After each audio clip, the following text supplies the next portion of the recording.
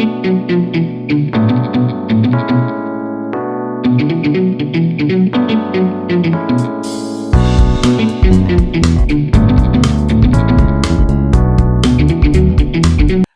this is David Smoke, 365 Sports with Baylor defensive lineman David Marshall, Waxahachie, Navarro, U.S. Army, and now Baylor. I saw a tweet from you, David. It was, I guess, a couple of weeks ago, maybe after the win against Texas Tech, when you said, "We believe in ourselves. Do you believe in us?" Something like that. And listen, I I just thought that that was a mature thing to say. It wasn't like pointing fingers, but it was obviously a huge win and a big moment for the fan base and the football team. What did that win mean to you guys who have been trying to get over the hump all throughout the season? I mean, it really showed us a lot. It just showed us like the team that we could be and the team that we are. And it just showed all the fans like we're here, we're trying. It's hard to win, but we're just still trying to show the world what we got. So. Well, there was some noise outside the program. You guys aren't you your social media allows everybody to see everything. We have our show and I'm sure it was a little bit frustrating. We kept hearing that you were close, but then the results didn't show that. What, in your opinion, has changed the last couple of weeks? Pretty much just our mindset. Just it's tough to get over those hard losses, and I feel like it kind of shook us a little bit, but just that bye week, and we had the chance to reset our mind and really focus and just think about the future and just keep thinking about the next game and the next game. All right, let's talk about your story. You went to Waxahachie High School, then you went to Navarro. Let's make sure I get this right. You were at Waxahachie, then you went to Navarro, and you tried to make the team. And tell me what happened there. So there's like a walk-on program. It was pretty much kind of like a PE class, and I didn't really feel like I wasn't motivated enough to like stick it through, and it was, I guess, just kind of boring, and they didn't allow me the chance to try to, get better or even try to make the team. So I was, just not really, happy or, motivated to be there. So. Was it you, lack of motivation, or was it them not giving you an opportunity? I feel like it was a little bit of both, and I just started seeing all of my other teammates go here or there, and just kind of got down on myself, and I was just waiting for the opportunity, and it just didn't come for me, and I just decided to go somewhere else. Your brother Daquan and I have talked a little bit, by the way, so I got some good stuff. You knew that because you told him I would be contacting him. But then you made the decision to go from playing football to representing this great country and join the Army. Can you kind of take me through that process a little bit? Really, I was never a big school guy, but I always like helping people, and just I guess the structure of sports just allowed me to just kind of stay focused and go just take one thing at a time, and without that structure, I was kind of lost. So I was like, what else there is there to do? And the recruiter came up to me and he was like, hey man, you want to go to the Army? And I was like, why not? So. Did you have any idea what that was going to be like? Not really. I guess from like movies and TV shows like that. But I was going in there blind, pretty much. Well, you join the Army or enlist in the Army, and obviously there's the boot camp and all that other stuff.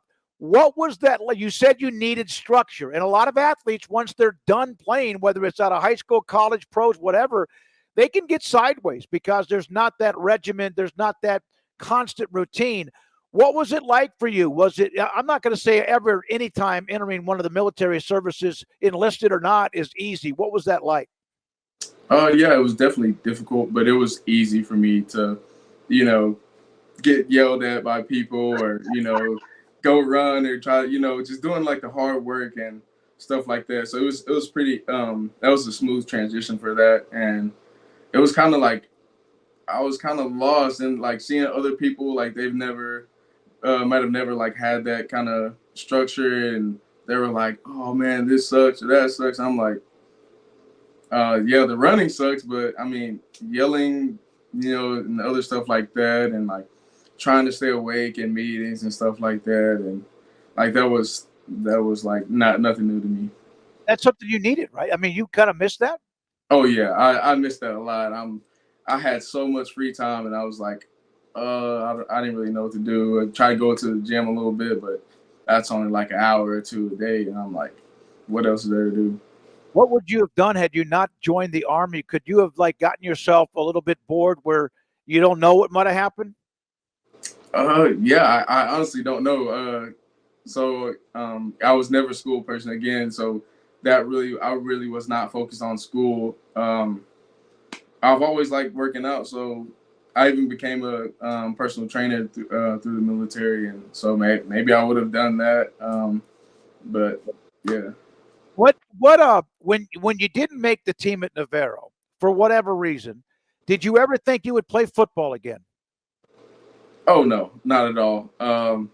That's when I was like, you know what, I'm just gonna, kind of like run away from that, and just I came like it was like a self realization moment, and like, just I'm done with football, and it was sad, but I was able to just focus on military aspect of, Yeah, part of a career. Why? How did you end up at Baylor? Tell me that story. So when I got out of the military and I went back to Navarro College, I made the practice squad for them, and I'm like, man, I really like this football stuff, and that really didn't go as much as well as I planned it to be, but it did. It was pretty good, and I was getting done with that part of my schooling, and I didn't really know where else to go, and I want to study. I wanted to continue my education. I want to become a physical therapist, and I just Google search, and got Baylor University was like at the top of the list, and I came here actually I believe my senior year. I was on I think it was with my older sister, and I was like, man, this is like cool. This is like a real college, So, yeah. It's a smaller school, not a large enrollment, but it does have that college feel, that atmosphere, and the beauty of the campus to it as well. So you have five. There's five boys and girls, right? Yes, sir. It's not been an easy life for you. Um, you lost your mom at a very young age. Mm-hmm. Your father um, had a bad accident as a quadriplegic, and I asked Daquan, "How's your dad doing?" He goes, "Oh my God, he's doing great." But Mm-hmm. man, that's a lot, David, for Mm-hmm. anyone, whether you're 12 or 20 or 50 to deal with. Yeah. Yeah. It was pretty rough. And just trying to, go through all that. But my family is, amazing, and they're still working hard. They're still loving. So I mean, we're just living life. Back to Baylor, 2 wins in a row. Obviously, the game coming up with TCU this weekend with the blackout and all of that. Craig and Paul, who host the show, sent me a couple of questions as well for me to ask you. One of them is, what does real leadership mean, and how is you seeing that right now evolving on the team? Man, just seeing just like a whole another like I guess like mindset from the leaders, and they're really starting to step up and take charge, and not just being this vocal person, which is what we were trying to focus on at the beginning, but now they're like actually helping each other and just trying to feed off each other, and we can see it. So we're just like okay, yeah, I'm definitely trying to, gonna follow this guy. We're gonna definitely, just do what we can and stick together. How old are you? I am 26 years old. 26 years old. Yes, And sir. in this day and age with the transfer portal, and then of course there was the COVID year, and then there was another year, and it just seemed like there's a lot of older young men that are playing college football. A lot of times it's a quarterback that might be 25 or 26, like the quarterback you just played, Bowman at Oklahoma State. Heck, he's Mhm. back in Michigan, so he's pretty old. Do do players look up to you a little bit different because of what you have dealt with as a member of the Army and also your age? And can you sometimes maybe give advice because you're kind of a sage old man compared to everybody else? Yeah, yeah, they definitely do. I try not to like step in and be like, oh, I know this, I've been through this or that, but I can definitely feel, that they look up to me, and I just bring a different kind of like attitude to the team. So. All right. So what about Dave Aranda? And we'll get to when you first met him. But would he be a great military man because of his style and that focus and that, you know, Oh yeah, for sure, and I would definitely want him to be, my squad leader, or even my first sergeant. But yeah, he's a great guy, like, and he has great life lessons, and he can communicate very well. So yeah, he would definitely just make the smooth transition into the military. he played fullback too when he was in high school, I guess in college. And oh yeah, he I don't know if he broke his shoulder or a concussion or whatever, but yeah, he was like a fullback when he played back in the day. I think in college. Yeah. All right, let's talk about him for a second because 2022 fast start after the great year in 21, and then a bad ending, and then the bowl game was a disaster against Air Force. Then last year never got going, and then this year 2-4. Um, but I wondered, when people start talking about there's going to be a change at his job, he's on the hot seat or whatever. Did that ever filter into the locker room? And number two, what does it say? Because I never saw you guys quit on him, and even BYU, you're down 28-7, but you came back. I never have seen this team just lay down. What does that say about Dave Aranda and the players towards him? It says a lot. So we'll never like give up on him, because he'll never give up on us. He's and it's not just about football and like what we can do for him. It's in all areas of life, whether that's spiritually or academically. He stays on us, and he talks to us a lot, and um, yeah. So Has he ever said anything? I mean, besides everything to you about life and other places, is there anything particular, a conversation with you that you remember the most?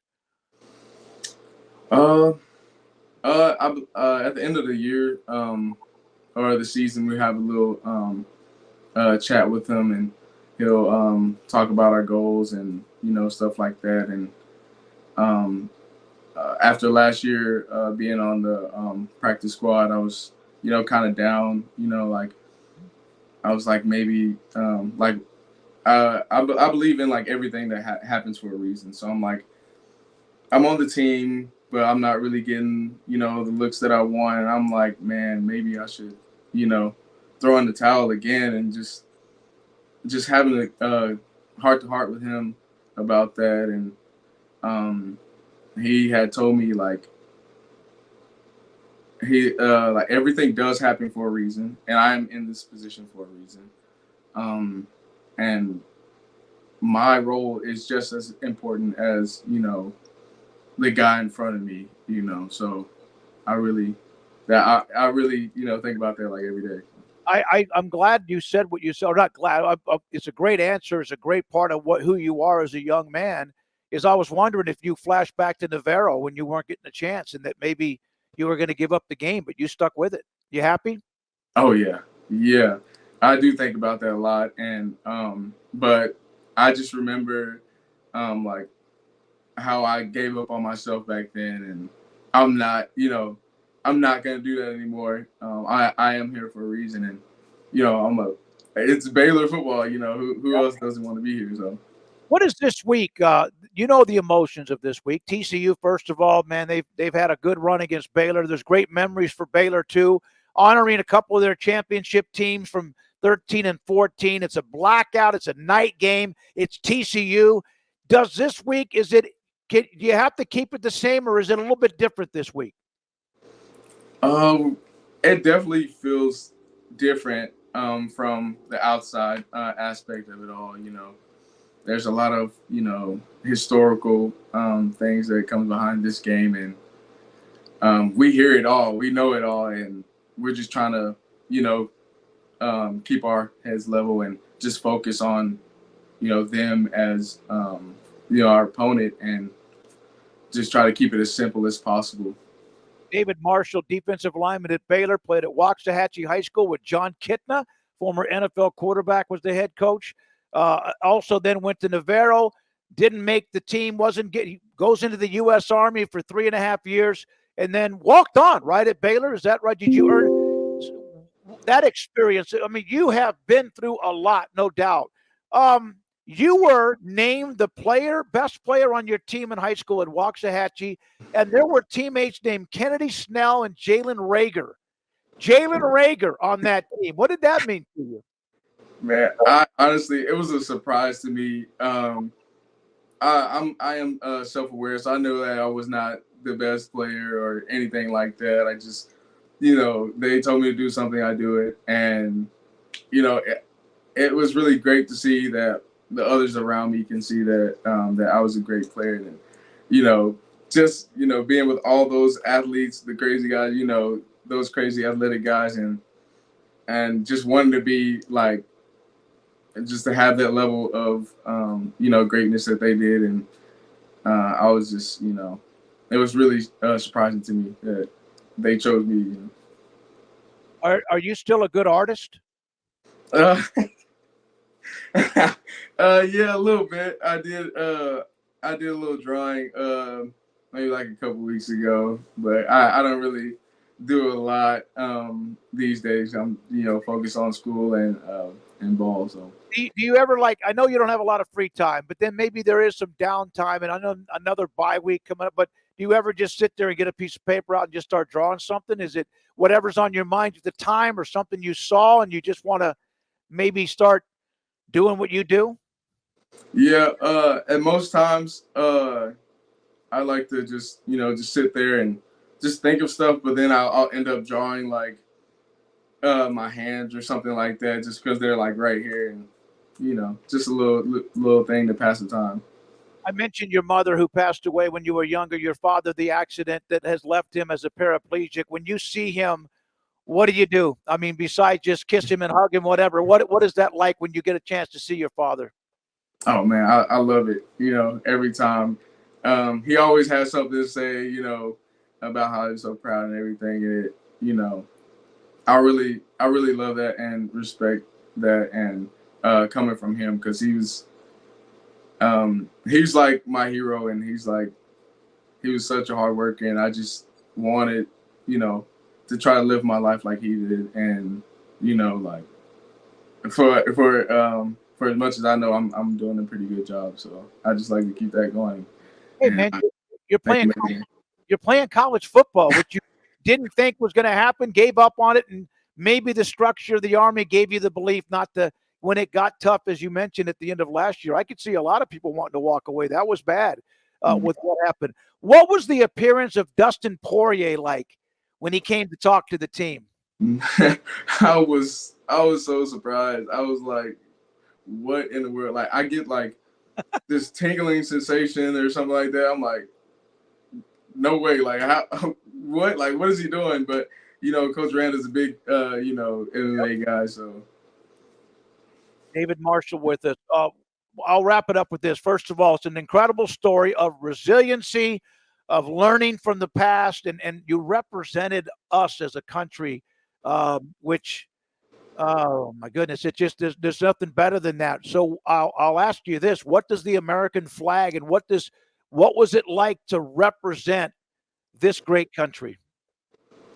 At first it was kind of like, I'm just doing a job, but as I see, my people that are still serving, and people that I've lost downrange, and I'm like, okay, this is like bigger than myself, and it's like it's just amazing feeling to serve the people, and just give them the freedoms that they have. It's really great. Do you wish, and this is not getting political because I don't want to get there, but do you wish maybe more people realized how lucky we really are, no matter what they may think or how things may go? That people like you and many, many others, thousands upon thousands of others that are representing in different countries or whatever, that we still have it pretty good. Oh yeah, yeah, for sure. Yeah, I've seen some pretty bad stuff, people in bad positions, and we do have it, pretty good, pretty nice. So. All right. So I've mentioned your brother Daquan. You have three other siblings. Is that right? You want to name them so when we send this to them, they get to see you? I have my older sister Diamond, then there's Delta and Dalia. Okay. Are that you have their back all the time, right? You and Oh yeah, Daquan? Oh yeah, yeah, for sure, for sure. absolutely. David, thank you for who you are. Saw that tweet, and then I saw you again, I think, holding the flag, and I started asking about what your history is, and I'm so glad I had a chance to dig into that with you, and I hope you're doing well. Enjoy it. Get that win against TCU, and hey, this season will really have turned around if you guys can get one more under your belt, maybe get closer to a bowl game. Thanks for your time, and have a great week. Yes, sir. Thank you. Thank you. David Marshall from Waxahachie, Navarro, the U.S. Army, Navarro, and Baylor. And what a great young man representing the program. And this is 365 Sports.